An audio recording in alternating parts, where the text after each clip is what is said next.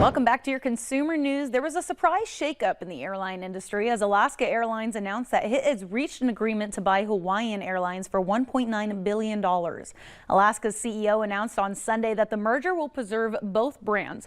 Hawaiian Airlines began operations 95 years ago, and the boards of both companies have agreed on the deal, and it's expected to close in the next 12 to 18 months. The combined organization will be based in Seattle, but Alaska Airlines says that it will be establishing a major hub in Honolulu, and it's going to provide service to 138 destinations, including non-stop flights to 29 international cities in Asia and Australia.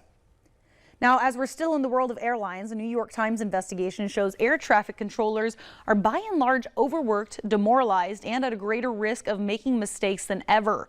The Times interviewed more than 70 current and former air traffic controllers, pilots, and federal officials, and reporters reviewed thousands of pages of federal safety reports and International Federal Aviation Administration records.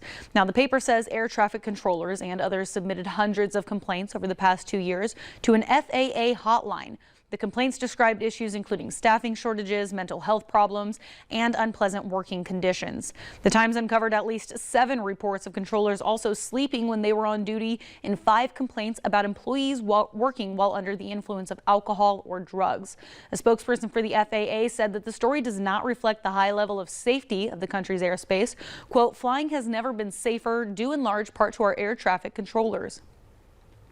And it appears that Hollywood has hit a little bit of a rough patch. Industry analysts say that sales slowed down in November. Movie theaters grossed about $553 million during the month. Now that's a 12% drop from a year ago and more than $400 million less compared with pre-pandemic levels. The long Thanksgiving weekend used to attract big crowds to the movies, but this year the research group Comscore says theaters only grossed $173 million.